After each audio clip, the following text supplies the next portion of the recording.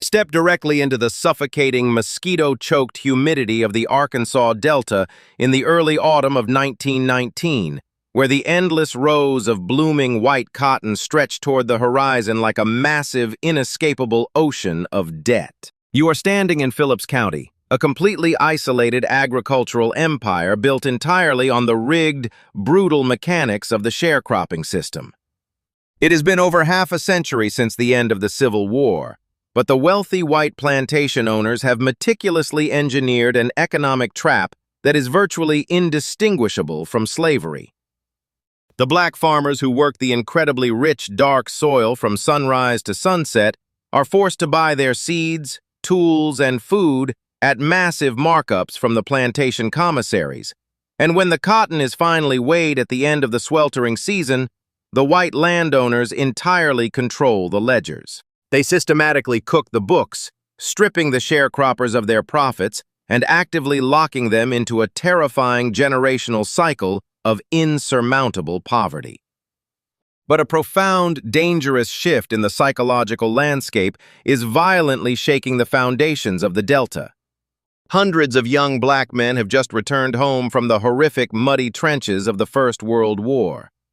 These men, wearing the olive-drab uniforms of the United States military, had bravely fought and bled in Europe for the global promise of democracy, and they absolutely refused to return to Arkansas simply to be treated like subhuman agricultural machinery. They are combat-hardened, highly disciplined, and completely unwilling to submit to the daily suffocating humiliations of the Jim Crow South. Desperate to break the chains of the sharecropping system, these returning veterans and the exhausted tenant farmers make an incredibly brave, profoundly dangerous decision.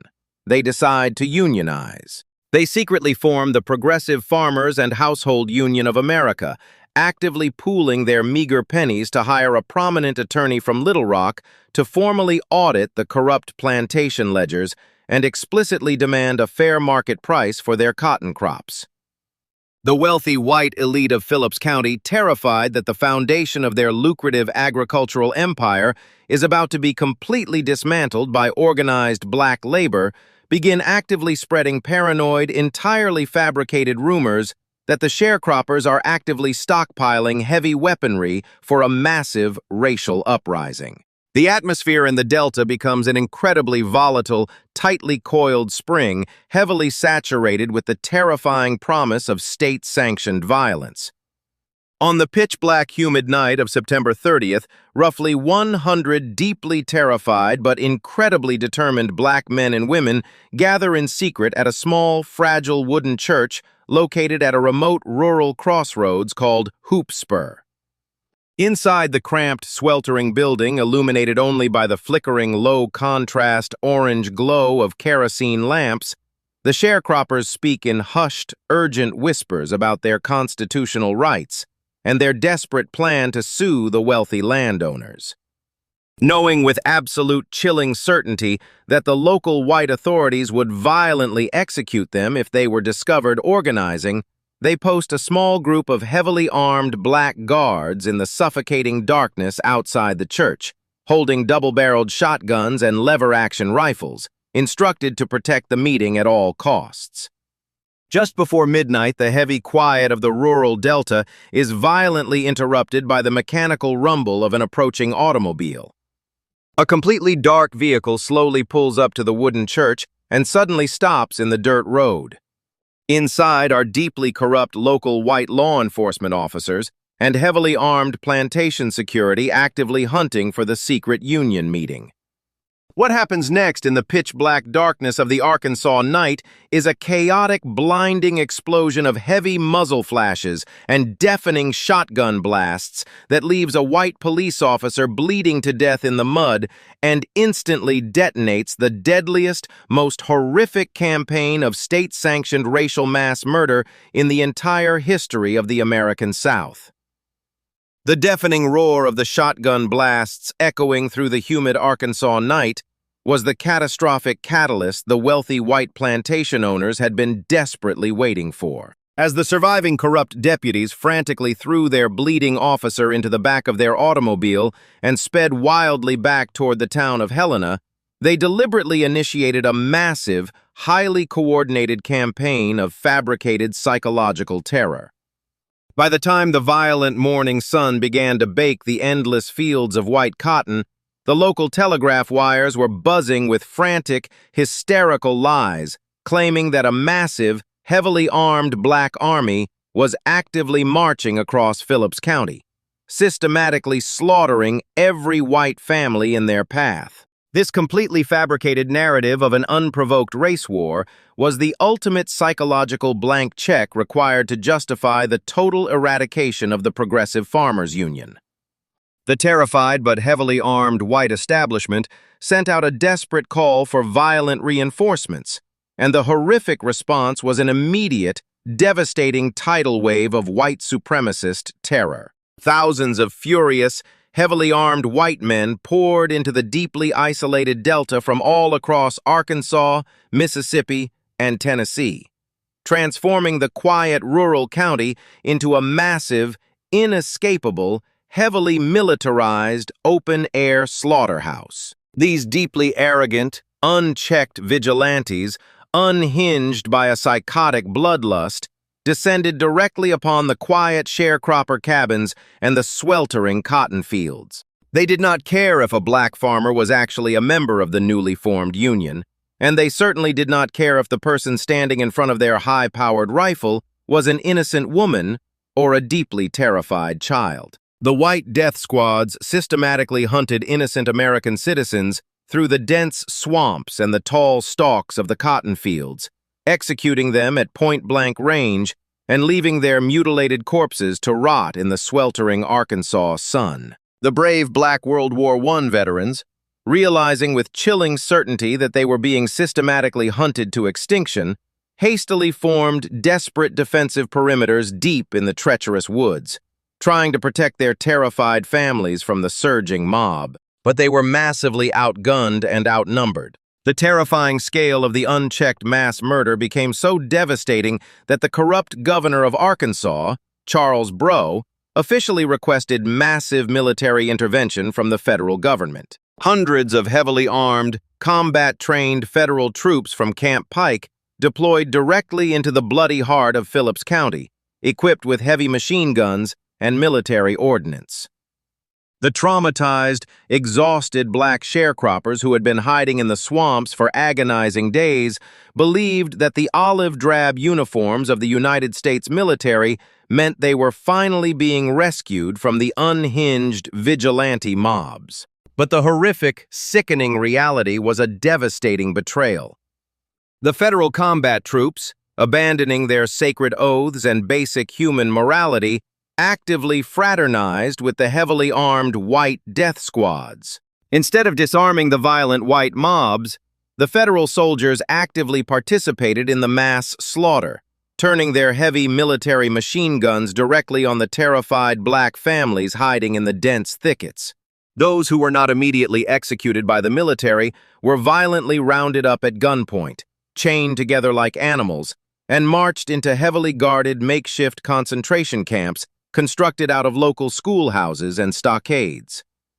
The federal government, the very institution these black veterans had just bled for in the trenches of Europe, had actively transformed itself into a heavily armed instrument of complete racial subjugation, completely ensuring that the wealthy white plantation owners maintained absolute, undisputed economic control over their massive cotton empire. The heavy iron doors of the makeshift stockades slammed forcefully shut on hundreds of deeply traumatized black sharecroppers, but their physical imprisonment was only the preliminary phase of a highly organized, entirely corrupt legal lynching. The wealthy white plantation owners, actively organizing themselves into a ruthless local cabal known as the Committee of Seven, recognized that they urgently needed to legitimize their horrific mass slaughter in the eyes of the national press. They needed a legally binding narrative that completely blamed the victims for the bloodshed. To manufacture this lie, they actively transformed the local Phillips County jail into a suffocating, blood-soaked chamber of horrors. To extract the fabricated confessions necessary to prove their entirely fictitious story of a coordinated black uprising, corrupt local deputies and unhinged vigilantes subjected the grieving, terrified sharecroppers to unimaginable physical torture. Innocent men who had just watched their families hunted in the cotton fields were dragged into the windowless basement of the jail, violently whipped with heavy leather straps, brutally beaten with iron rods, and actively suffocated with formaldehyde-soaked rags. The horrific torture continued relentlessly until the broken men finally agreed to sign completely fabricated documents confessing to a massive conspiracy to murder the local white population. Once these blood-stained, entirely coerced confessions were secured, the local white political establishment initiated one of the most terrifying, farcical show trials in the entire dark history of American jurisprudence.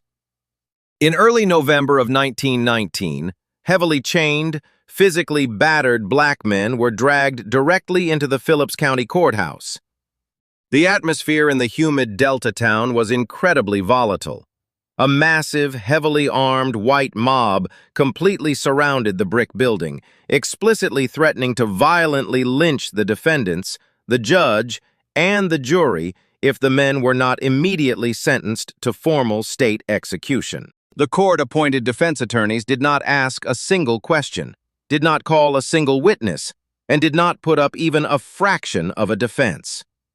The entirely white, deeply racist jury, heavily stacked with the exact same vigilantes and plantation owners who had just spent the past week hunting black citizens in the swamps, did not even pretend to deliberate. In proceedings that lasted barely 5 minutes, the jury handed down a devastating, unbroken wave of guilty verdicts. 67 innocent black farmers were immediately railroaded into the brutal, soul-crushing nightmare of the Arkansas State Penitentiary System, sentenced to decades of hard labor for simply daring to ask for a fair market price for their cotton crops. But the ultimate, horrific spectacle of this judicial theater was reserved for 12 specific men. These individuals, who would rapidly become internationally known as the Elaine 12, were aggressively singled out by the corrupt Committee of Seven to be legally exterminated as a permanent, chilling warning to any black farmer in the entire Delta who ever thought about unionizing again. The local judge, completely complicit in the rigged proceedings, slammed his heavy wooden gavel and officially sentenced all 12 entirely innocent men to be burned alive in the state's high-voltage electric chair. The wealthy white establishment of Arkansas arrogantly believed they had achieved absolute, total victory. They had successfully crushed the Progressive Farmers Union, violently slaughtered hundreds of innocent citizens with the active help of the United States military, completely protected their incredibly lucrative cotton empire, and successfully weaponized the state legal system to officially execute the survivors. But they drastically underestimated the incredible, unbreakable resilience of the black community and the absolute brilliance of a man they completely failed to anticipate. As the horrific execution dates for the Elaine 12 rapidly approached, casting a dark, terrifying shadow over the entire American South, the NAACP actively stepped into the massive legal void. They hired Scipio Africanus Jones, a brilliant, entirely fearless black attorney operating out of Little Rock, Arkansas. Scipio Jones was a self-educated legal genius who understood with chilling clarity that stepping into Phillips County to defend these convicted men was effectively signing his own violent death warrant. He was aggressively threatened, actively hunted by furious local mobs, and physically forced to sleep in a different house every single night to avoid being assassinated by the white establishment. Yet, this incredibly brave man, armed with absolutely nothing but a razor-sharp legal mind and an unwavering commitment to human justice, stepped directly into the blood-soaked arena of the Arkansas court system, completely prepared to wage a massive, unprecedented legal war against the entire corrupt apparatus of the Jim Crow South to save 12 innocent men from the electric chair. Arkansas was not a matter of simply filing legal paperwork. It was a daily, suffocating exercise in absolute psychological and physical survival.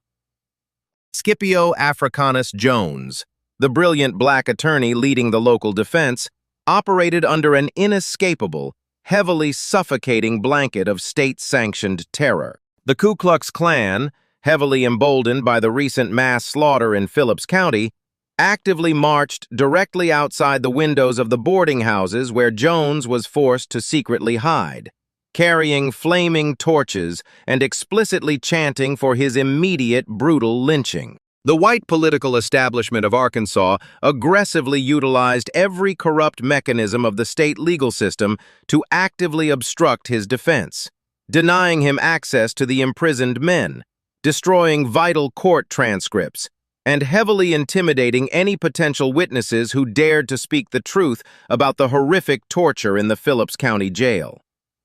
But Scipio Jones possessed an incredibly rare, completely unbreakable intellectual ferocity.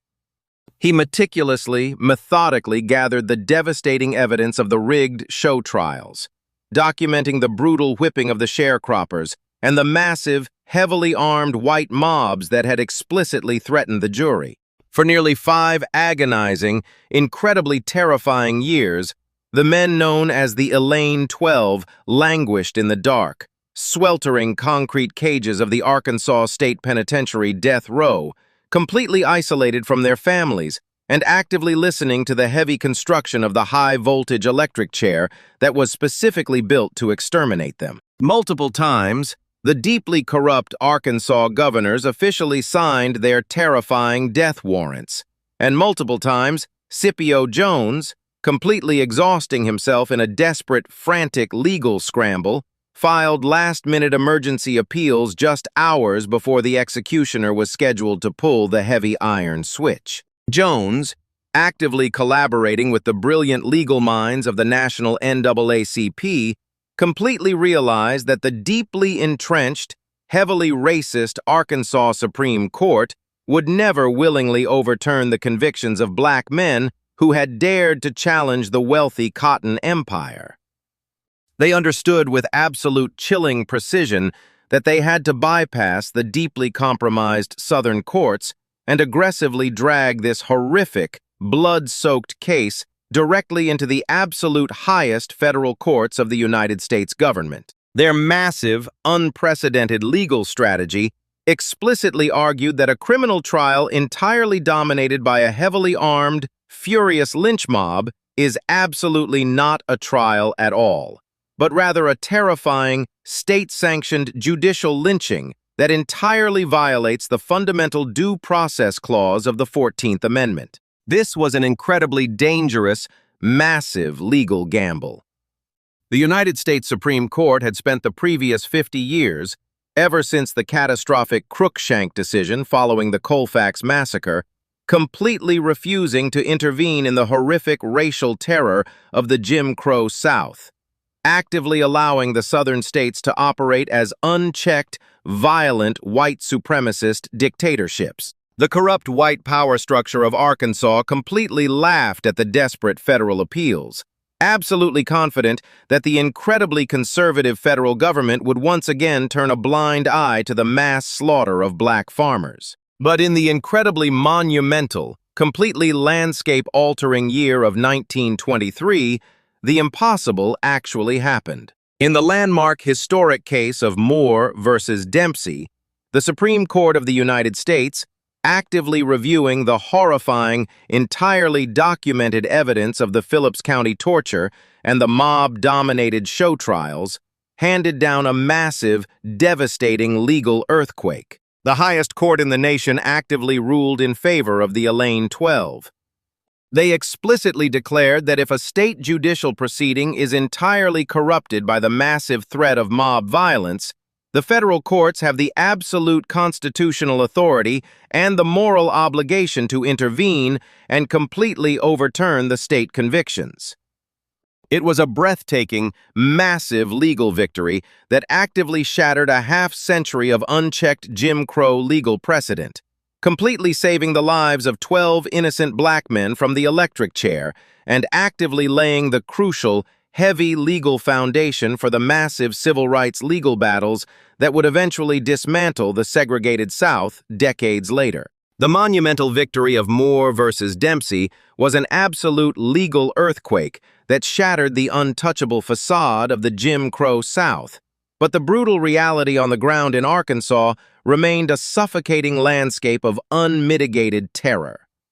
The corrupt white establishment, utterly humiliated by the Supreme Court ruling, absolutely refused to simply unlock the heavy iron doors of the state penitentiary. Scipio Africanus Jones had to engage in months of incredibly delicate, heavily dangerous backroom negotiations with the deeply racist governor to secure the physical release of the Elaine 12. When the heavy iron gates finally swung open in 1925, there was no triumphant celebration. The deeply traumatized, physically broken sharecroppers had to be quietly smuggled out of the state in the dead of night, fleeing Arkansas forever to avoid being instantly assassinated by the furious white mobs that still heavily patrolled the rural highways. They survived the electric chair, but they were permanently exiled from their homes, their land, and the families they had desperately tried to protect. And for the hundreds of innocent black men, women, and children whose mutilated bodies had been left to rot in the sweltering cotton fields and the dark swamps of Phillips County, there was absolutely no justice. Not a single white vigilante, not a single corrupt police officer, and not a single federal soldier was ever charged, arrested, or even mildly reprimanded for participating in one of the deadliest mass slaughters in American history. The incredibly wealthy plantation owners who orchestrated the entire horrific bloodbath kept every single acre of their massive, lucrative agricultural empires. They successfully crushed the Progressive Farmers Union, maintained absolute economic control over the sharecroppers, and immediately went to work systematically erasing their horrific crimes from the official historical record. For nearly a century, the Elaine Massacre was deliberately scrubbed from the state textbooks. It became a terrifying, suppressed whisper in the black community, while the white establishment actively promoted the fabricated lie of a heroic defense against a massive black uprising. The unmarked mass graves disappeared entirely beneath the endless, blooming rows of white cotton, physically burying the profound sacrifice of the veterans who dared to demand a fair price for their brutal labor. This active, deliberate historical erasure is the exact mechanism that keeps the modern population completely docile and utterly compliant. The architects of our current reality rely on your absolute historical amnesia. They feed you a relentless, numbing stream of digital noise to ensure you never look down at the blood-soaked soil beneath your feet. Because if you truly grasped the terrifying lengths the establishment will go to protect its wealth, using military machine guns against its own citizens to protect a cotton monopoly, the illusion of your modern safety would instantly shatter. Break the algorithmic hypnosis right now.